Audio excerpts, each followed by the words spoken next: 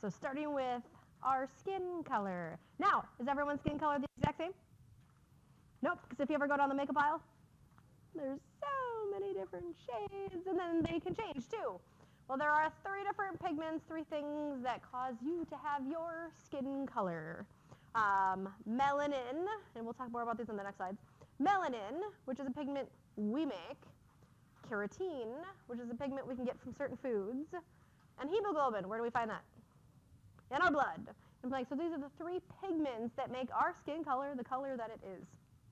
So starting with the first one, melanin. Now there are 2 different forms of melanin. One is kind of a reddish yellow color, and the other one is a brownish blackish color. And I'm like, so 2 forms, 2 different types of colors, still made by the same type of cell, which is the melanocyte.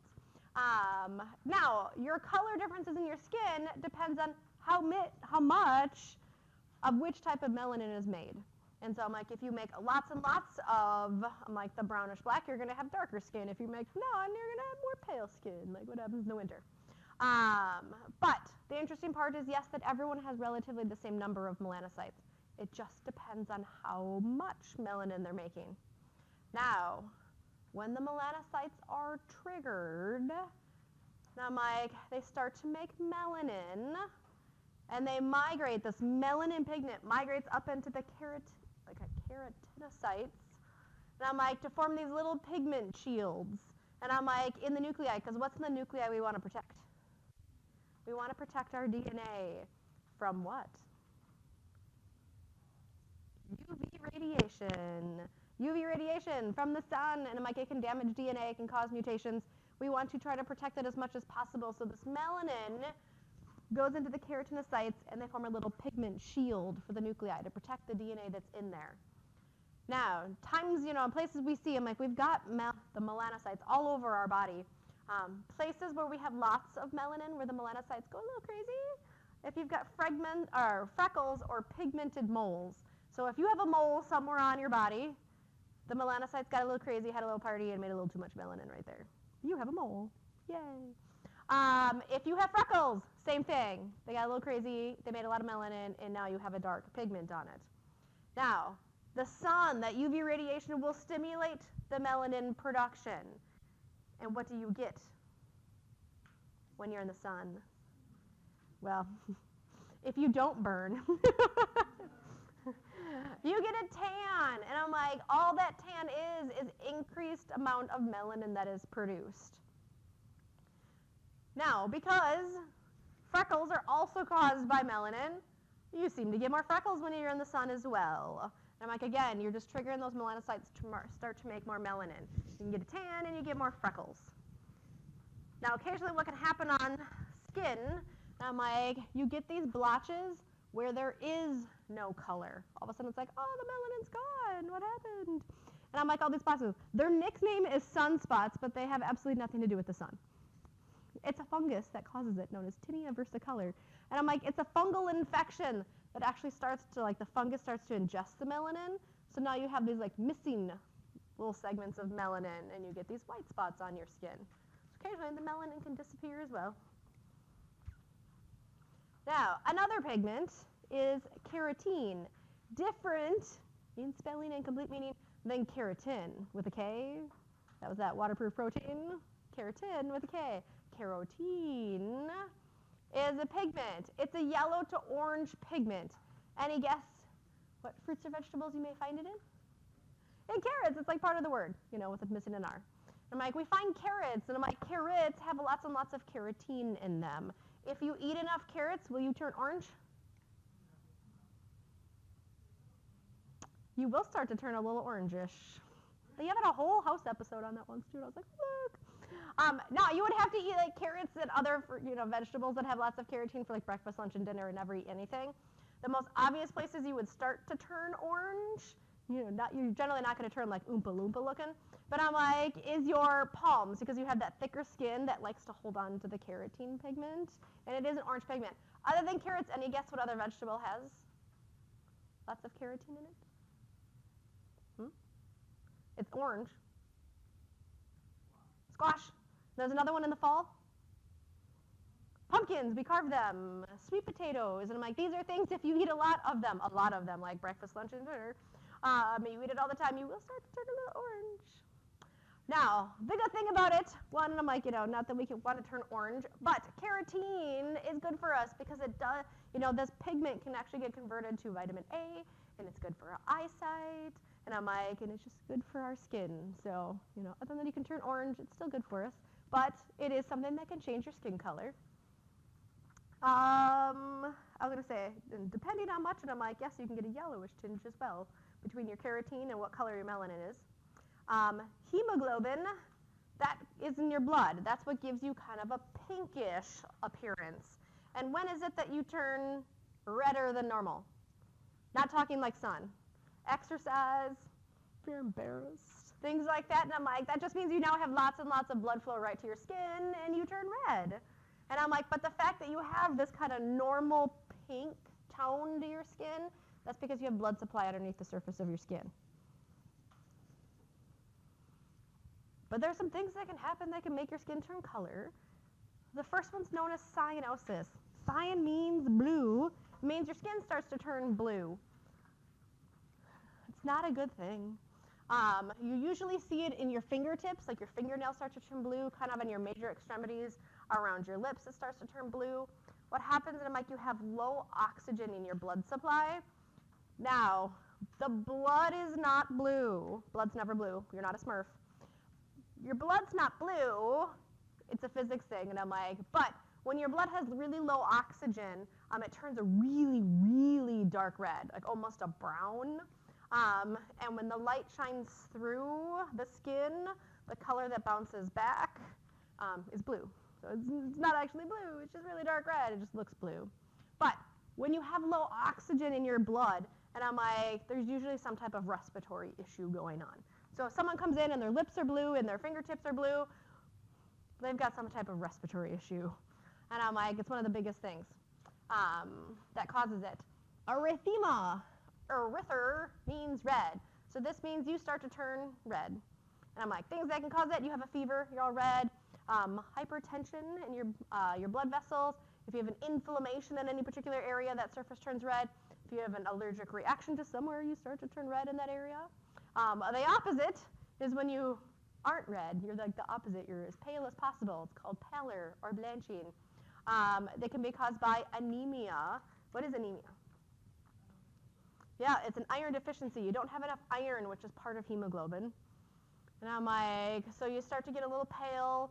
Low blood pressure can cause you to go pale. If you're afraid or angry, you can go pale. Although I'm the type, I'm like, if I get angry, I get red. And I'm like, but if you're really angry to the point sometimes you almost just get pale because your blood's going somewhere else. Another color you can turn is yellow. It happens if someone has jaundice.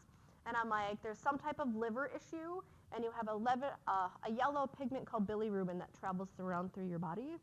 And since it's a yellow pigment traveling around, you start to turn yellow. Very evident in your eyes, which are normally white, like straight white, they now turn yellow. Oh, away from color. Some things we find in our skin. Hair and hair follicles, your nails, some sweat glands, and some sebaceous glands are all things found in our skin. The first one, your hair is dead keratinized cells of hard keratin. Yay. Your hair is not alive. It doesn't say ouch when you cut it. I'm like, it's not alive. It's a whole bunch of dead skin cells that are just filled with keratin. Now, you have hair almost all over your body. Exceptions, palms of your hands, soles of your feet, your lips, your nipples, and parts of your external genitalia, because it would look weird if you had hairy palms and hairy lips. Your hairs on your body can do multiple things. One, it can warn us of insects on skin. So you've probably all had it, you're sitting out there in the summer. It's one good thing about being cold. And I'm like, and a mosquito lands on you. Before you felt it bite, sometimes you can feel it land on you. And I'm like, and you can kill it before it bites you, if you're lucky. And I'm like, so it can warn us against insects landing on us. If you've got hair on your head, it prevents against physical trauma. And I'm like, not a lot, but I'm like, it's a little bit of cushion on your head. Prevents heat loss on your head. Now, if you're bald, just throws everything out the window. It protects against sunlight on your head. Again, if you're bald, you got lots of sunscreen up there. And we have hair in our nose that helps filter particles and dust and things like that that you're breathing all the time. So there's lots of functions that our hair does. Now, your hair color also has pigments in it that make you have hair color. The biggest hair pigment color is the same type of pigment we find in our skin, is the melanin. And I'm like, and depending on what color the melanin is and how much is made, you could have a yellowish color if you've got a yellow melanin. And I'm like kind of a rusty color, kind of a reddish brown. And I'm like brown or black, just depends on the color of your melanin. A unique pigment that's found that colors your hair is if you have red hair. There's another pigment called trichocydrin. It's an iron pigment, and it makes your hair a reddish color. Now, what can happen when we age? All those colorful hairs start to turn gray or white. All that happened is all those melanocytes are like, we're done. We are not making melanin anymore. And then your hair turns white. Yay! You also start to get little air bubbles in the hair shaft, and I'm like, which can increase the white or the grayness, but it also starts to make your hair brittle. Yay! As you get older. Now, just looking at different parts of the hair, some of this we already, we did this in lab already. We've got your basic hair follicle, the cells on the outside. The hair bulb is the enlarged portion of it. The hair shaft is the part you see. Not in lab, but we did it in we are going to look at it as the hair papilla, this little part that just kind of comes up at the very bottom of the hair. So your hair follicle that you see on the outside of the hair, it goes from the epidermis, you see hair follicle in the epidermis all the way down into the dermis.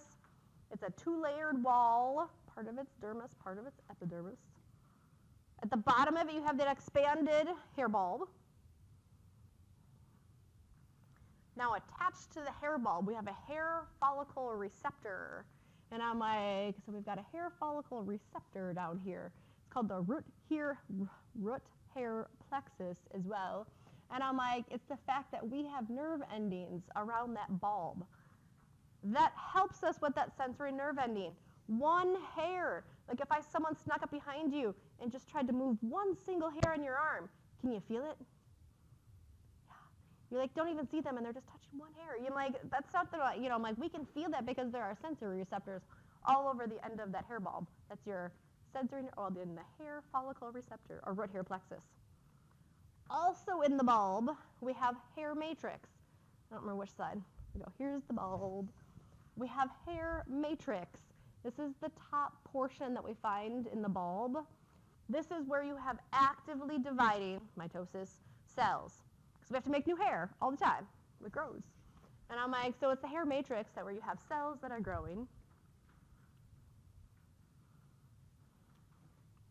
Attached to the hair bulb, we have the erector pillae muscle. It's a smooth muscle attached to that hair follicle. It's the one when it contracts, you get goosebumps. Forms a little bulge, your hair, your skin stands up. That's just a little muscle underneath there. And then we also have the hair papilla. And I'm like, this is the big portion in that bulb. And I'm like, this is where you have blood vessels coming. If you have hair or cells that are dividing through mitosis, making new hair, they need nutrients to do that. So there's a blood supply that's right there that allows them to do that. Another picture of it, because I was like, here's, if we had to draw it ourselves, here's an actual picture. Here's that big, huge hair papilla. And I'm like, here's your hair matrix where it's actively dividing. You have a real life picture. Now, there's two types of hair that you find in your body, vellus and terminal. The majority of the hair on your body is vellus. And I'm like, it's a pale, fine body hair, I was going to say, as a female. And I'm like, that you find all over children, and I'm like, and adult females. It's usually not very dark color. It's a fine, thin hair. You can find it on your arms, on the back of your hands, on certain, the back of certain fingers. And I'm like, you're covered in this kind of fine hair everywhere. That's your vellus hair. The darker, coarser hair, and I'm like, this is your terminal hair. So we find it, and I'm like, in the eyebrows, your scalp, the part that's growing out of your head, And I'm like, this is a darker, coarser hair. That's your terminal hair. Now, at puberty, you start to get some new hair. Some of the vellus starts to become this terminal hair. And we start to have this darker hair in the axillary region. Where's that? The armpits, you start to get armpit hair. You get this darker hair in the pubic regions. And if you're a male, you get darker hair on the face and the neck. And so I'm like, various hormones can trigger the making of this terminal hair. Now, your hair growth is based on nutrition and hormones. It is true, and I'm like, if you eat healthy, your hair will grow faster. Now, because the proper nutrition allows everything to happen just wonderful, and you'll start to grow your hair longer. Now, on average, again, it's average because hormones and nutrition can change it, we grow 2.25 millimeters per week. And I was like, what's that? And I'm like, so I converted it to non-metric. About 6 inches a year is what your hair grows. And some of you are like, mine grows faster than that. It might be depending on your nutrition and hormones. And I'm like, I don't grow 6 inches. Same thing. It might be dependent on nutrition and hormones. And we lose hair all the time. We lose about 90 hairs a day off your head. And sometimes, like, I look at my brush and I'm like, yeah, I believe it. Now, occasionally you can just lose all your hair. It's known as alopecia. I'm like, this is the balding is alopecia. Now, what can happen, I don't know, I have an extra A in there, and I'm like, whether, I'm like, alopecia is, losing hair, hair thinning. And I'm like, this happens in males and females. And I'm like, your hair starts to thin as you get older. Again, more wonderful things. They say by the time a male is 60, 85% of males will experience hair loss. Yay! Females, and I'm like, what usually happens with females is a lot of their terminal hair starts to turn more back into the vellus hair on their head. And so instead of having nice, dark, coarse hair, it starts to get to be very thin and wispy. And I'm like, in females. Now, true baldness, the fact that you lost all of your hair, or, the people that have bald on top and hair on the side, do comb-overs. And I'm like, that's genetically determined. And it's sex-linked, which means it occurs more in the males because of their Y chromosome. And I'm like, so yay for that. Sorry, guys. But the interesting part, because everyone's like, oh, if your dad's bald, you're going to be bald. It's not your dad who you should be looking at. Who should you be looking at? Your mom. You should be looking at your mom's dad. If your mom's dad is bald, sorry, guys, you're going to be bald. It has nothing to do with the dad at all whatsoever. Treatments they can do, and I'm like, here's the official words for them, and I'm like, the Mixonidol, aka Rogaine. Have you heard of it? It was marketed, and I'm like, it was a blood pressure medicine. That's what it came off the market as. And they discovered all these people that were taking this blood pressure medicine were growing hair. So they now market it as a hair growth. Propecia, it's a pill you can take, also grows hair. Problem with Propecia, it's one of those, like, you have to take it, like, every day at the exact same time. If you miss a day, guess what's going to happen to all the hair that you just grew? All falls out, and you got to start all over again. So, if you're really good at it, it's fine. Other things found on our skin, we have our nails. And I'm like, they are scale-like modifications of the epidermis. They come off of our epidermis. They protect the cover of the end, the distal, dorsal, backside, if you're in anatomic position, dorsal surface of our fingers and our toes. They have a hard keratin, that same type of protein that makes our skin waterproof. It's the same type of hard protein that makes our nails nice and hard. There's also a nail matrix, just like you had a hair matrix where you have actively dividing cells making hair. You have a nail matrix where you have actively dividing cells, and I'm like, to make more nail growth. I just have a picture on the next slide. Maybe not. I was going to say, I don't know. I was going to say, I'm like, I thought I had that same one on a bigger one, but nope, just, there you go. Then we also have glands, 2 different glands, sweat glands and your sebaceous glands. The sweat glands, officially called sudoriferous glands. No one put that on a lab exam. Actually, I can't remember if it was asked anyways. Now we have sweat glands on all the surfaces of our skin except your nipples and parts of your external genitalia. They're not sweating. We have approximately 3 million sweat glands on your body. It's a lot of sweat glands. And there's two groups of sweat glands. Eccrine, also called Merocrine. I see them called both in different books. And then Apocrine sweat gland. Any guess which one you have the most of? The first one, the Merocrine or the Eccrine. And I'm like, or you could have looked ahead. Your Eccrine sweat glands, or Merocrine, most numerous. These are ones that are found like all over your body, and the highest concentration, palms of your hand, soles of your feet, and your forehead. So when people get nervous, they get sweaty palms, and I'm like, and you get sticky feet all the time, and I'm like, because your feet sweat, and your forehead starts to sweat. Those are the places where you have the majority of your Eccrine sweat glands. They all have a duct, which means they've got, your squiggly little worm-looking sweat gland, and then it has a duct that goes to the surface of the skin, and so you can see the pore at the top of that duct. They help in thermal regulation, which means what? They help with your body temperature. When do you start to sweat? When you get really hot, and then it helps cool you down. Your nervous system helps regulate that when you start to sweat. And part that is in sweat, 99% of sweat is water. It's water. It's all water. The other 1% is made up of some salt, some vitamin C, some antibodies, dermcidin, it's a microbe-killing peptide, and some metabolic waste. It's mostly water. Again, people that do a lot of working out and sweating, and they're like, I need a Gatorade. You really don't, except what do you need though after you work out? Just water really is enough. And I'm like, if you sweat, I think if they say if you work out heavily and are sweating for 45 minutes or longer straight, then you might need to get some of that salt to replenish what you've lost. Otherwise, water. Just drink lots of water. This is looking at, so you can see it. Here's your sweat gland, and yes, it has that little duct that goes all the way to the surface of the skin. And you can see the end of it. The other sweat gland, other than the Eccrine, is your Apocrine sweat gland. And I'm like, again, here's my stick figure. Anatomical position. What region is this? It's the axillary. Starts with an A. I can't spell today. Which is really the armpit of the body. And this is where you find Apocrine. They all start with A. It works out great. It's where you find the Apocrine sweat glands, as well as your anogenital regions. Now, it's still a sweat gland. And so what's the majority of what's in it?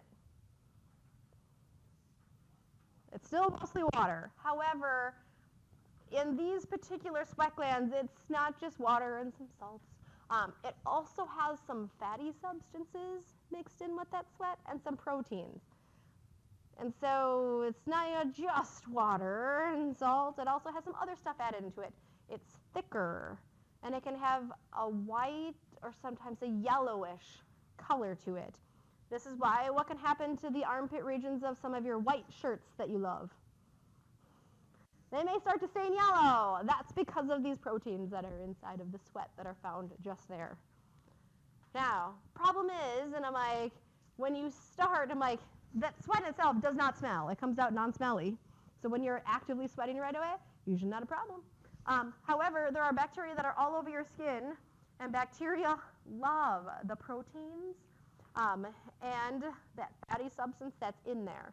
And when you're working out, making lots of sweat, you are warm, there's moisture, and there's food. Bacteria are in heaven, and they start to reproduce. That's when you start to smell in those particular regions.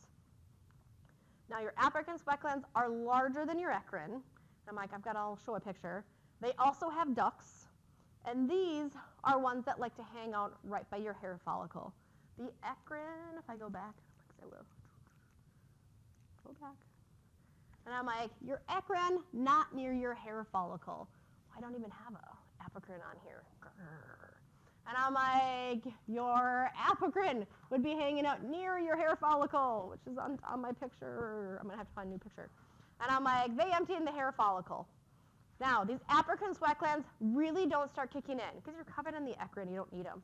The Apocrine sweat glands don't kick in until puberty. This is why middle school, the worst place you can ever be, say in May, is a middle school.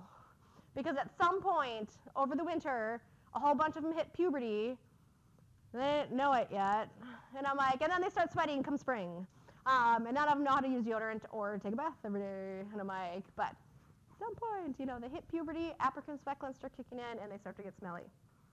Now, some apocrine sweat glands, they are apocrine sweat glands, but what their secretion is a little bit different. We have ceruminous glands.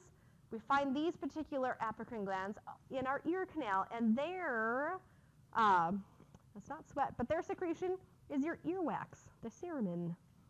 And then we have mammary glands that make milk. Mammary glands are considered to be apocrine sweat glands. They still have the proteins, and I'm like, and they still have your fatty substance, the milk that's there. They're considered apocrine sweat glands, but it's not sweat that's all coming out. We've got different proteins and fatty substance coming out. Now, the other gland we have is our sebaceous glands. They're widely distributed. We don't find oil glands in the thick skin of your palms and soles. Again, when I said before last time, your fingertips don't have oil on them. They're not making oil. They only get oil when you touch other parts of your body that have oil. And I'm like, so you don't find these oil glands on your palms of your hand or soles of your feet. They do all hang out next to a hair follicle and secrete into the hair follicle, making your hair oily. And these oil glands are also relatively inactive until you hit puberty. Then you have hormones making all of these oil glands kicking in. Now, when you have all these oil glands all kicking in at puberty, and your sweat glands are all kicking in, and they're not showering, other than the fact they're smelly, what else do you get all over your face? You get acne as well, because these oil glands are going crazy, you don't know how to wash yet, and you get a whole bunch of acne as well. The secretion they make is sebum. It's an oily secretion. However, and I'm like, the oil that it makes, it's not just oil, because bacteria love oil. So in your sebum, they do have a bactericidal agent in it. Otherwise, we'd just be smelly all over. And so there is a bactericidal in our sebum, and it helps soften your hair and your skin. So that oil, it's not always a bad thing. It makes your hair soft, your skin softer. I was going to say, here's that hair follicle, your sebaceous gland. Here's the hair follicle, the sebaceous glands. Now, functions of your skin or your integumentary system. There's 6 major ones, and we'll go through them, but there's protection, body temperature regulation, cutaneous sensation, metabolic functions, blood reservoir, and excretion. Protection is one of the biggest one, because there's several things that it protects against. And I'm like, it protects against various chemicals, so it's a chemical barrier. It protects against other physical things, it's a physical barrier. And it protects against biological infections, so it's a biological barrier as well. Now, how it becomes a chemical barrier. Again, it makes various chemicals. That's where it's a chemical barrier. And I'm like, it has a low pH. So our secretions have a low pH to try to slow bacteria down. Bacteria like kind of a nice neutral pH. Our secretions are slightly acidic to try to inhibit bacteria growth. The sebum, and I'm like, because it's an oily secretion, bacteria would love it. That's why there's an antimicrobial substance in our sebum that tries to inhibit bacterial growth. Our melanin is a chemical barrier itself. What it's protecting against is your UV radiation. It's a physical barrier. It's preventing physical things from getting in. You have that stratum corneum, and I'm like, 20 to 30 cell layers thick, if not more. And I'm like, that's a barrier, that's a fortress there. And I'm like, of all these dead, flattened, keratin-filled cells, it blocks most water and water-soluble substances from getting in. Most. There are some exceptions of things that can still penetrate the skin. Some lipid-soluble substances, oxygen, certain steroids, plant oleoresins, poison ivy can penetrate into the skin. If you've ever had poison ivy, there's an oil in there that penetrates the skin. Organic solvents like paint thinner and acetone can do damage. It can get underneath that epidermis. Salts of heavy metals, lead and mercury. I was going to say, this is a picture, it's really old, because I'm like, you don't do this anymore. This is a vat of mercury. And I'm like, And someone's sitting on it. It's like, why not? It's a thick enough metal you can walk on it. You can walk on water because it kind of looks like a cool silver water. But it's so thick he's sitting on it. You don't do that anymore. He probably died. It's an old picture. He's probably dead anyways. But and then there are some drugs like nicotine that get into the surface of your skin. Because you've heard of the nicotine patch? You know, like it has to get into the surface of the skin. If you're going to put it on your skin and stuff can't get in, what's the point? And I'm like, so there are a few things that can penetrate that barrier. Most do not. These are my, it looks like, oh, look, there's a huge list of exceptions. Well, that's because they're just different groups, but not many things get in. It's a biological barrier. It's trying to protect against getting living things in.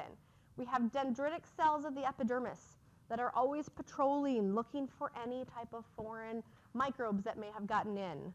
And then they try to get the white blood cells to eat them up. We have macrophages. These are our big eater cells that also are either eating the cells or trying to present them to a white blood cell to get eaten. And DNA is a biological barrier. The DNA can take electrons from UV radiation and neutralize. Electrons have energy that neutralizes the energy in the electrons and changes it to heat. So what happens to your body temperature when you go stand in the sun? It goes up.